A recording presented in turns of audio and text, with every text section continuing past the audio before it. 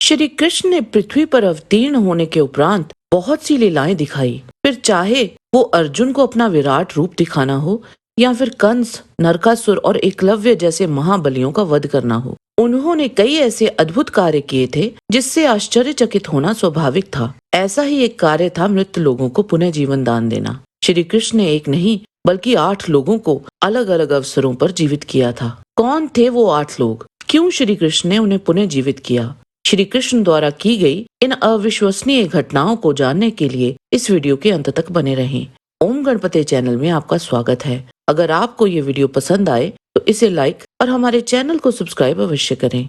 महाभारत सभा पर्व अध्याय 21 के अनुसार जब श्री कृष्ण और बलराम जी ने अपने गुरु सांदीपनि से अपनी शिक्षा पूर्ण कर ली तो उस समय उन दोनों भाइयों को अस्त्र विद्या में निपुण देखकर विप्रवर सांदीपनि ने उन्हें गुरु दक्षिणा देने की आज्ञा दी। सांदीपनि जी बोले, मेरा पुत्र इस समुद्र में नहा रहा था। उस समय तिमी नामक जल जंतु उसे पकड़कर भीतर ले गया और उसके शरीर को खा गया। तुम दोनों का भला हो, मेरे उस मरे हुए पुत्र को जीवित करके यहाँ ला दो। यद्यपि उनकी मांग बहुत कठिन थी, तीनों लोकों में दूसरे किसी पुरुष के लिए इस कार्य को करना असंभव था, तो भी श्री कृष्ण ने उसे पूर्ण करने की प्रतिज्ञा कर ली। जिसने सांदीपनि के पुत्र को मारा था, उस असुर को उन दोनों भाइयों ने युद्ध करके समुद्र में मार गिराया। तदंतर भगवान श्री कृष्ण के कृपा प्रसाद से सांदीपनि का पुत्र, जो दीर्घ काल से यमलोक में जा चुका था, उन्हें पूर्ववत शरीर धारण करके जी उठा। वह अशक्य, अचिंत्य और अत्यंत अद्भुत कार्य देख सभी प्राणियों को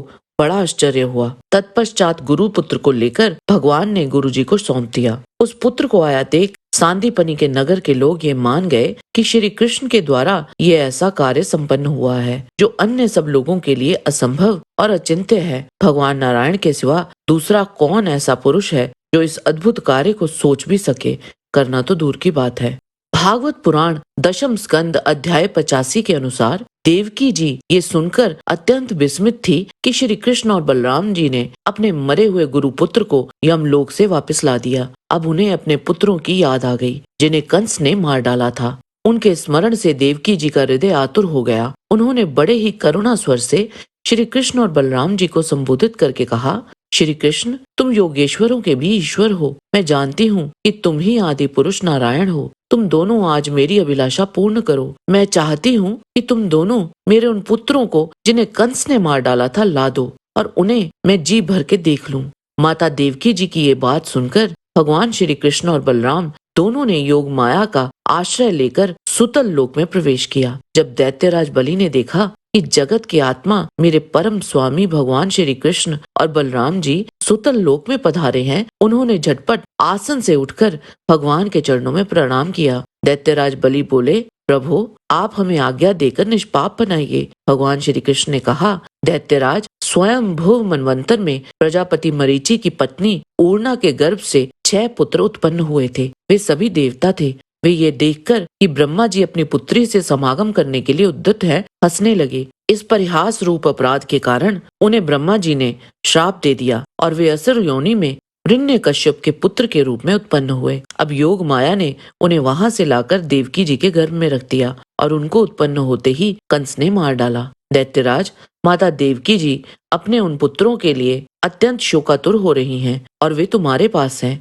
हम उन्हें यहाँ से ले जाएंगे। इसके बाद ये श्राप से मुक्त हो जाएंगे और आनंद पूर्वक अपने लोक में चले जाएंगे। इनके 6 नाम हैं, स्मर, उद्गीत, परिश्वंग, पतंग, शूद्रभृत और घृणी। इसके बाद श्री कृष्ण और बलराम जी बालकों को लेकर फिर द्वारकापुरी लौट आए तथा माता देवकी को उनके पुत्र सौंप दिए। जब कुरुक्षेत्र में पांडवों और कौरवों में युद्ध चल रहा था, उस समय अभिमन्यु की पत्नी उत्तरा गर्भवती थी। भीम द्वारा की गई दुर्योधन की दुर्दशा देख अश्वत्थामा पहले से कहीं अधिक क्रोधित हो गया था और उसने रात में ही पांडव सेना के शिविर पर आक्रमण कर बहुत से योद्धाओं का वध कर डाला था। इसका प्रतिशोध लेने के लिए पांडवों ने अश्वत्थामा का पीछा किया। अपने को घिरा हुआ जान अश्वत्थामा ने पांडवों पर ब्रह्मशीर अस्त्र चला दिया और उसकी काट के लिए अर्जुन ने भी ब्रह्मशीर चला दिया। तब व्यास जी और नारद मुनि जी के कहने पर अर्जुन ने अपना अस्त्र वापस ले लिया, परंतु अश्वत्थामा उस अस्त्र को वापस लेने की विधि नहीं जानता था और उसने वह अस्त्र कहीं और चलाने की बजाय उत्तरा के गर्भ की ओर मोड़ दिया।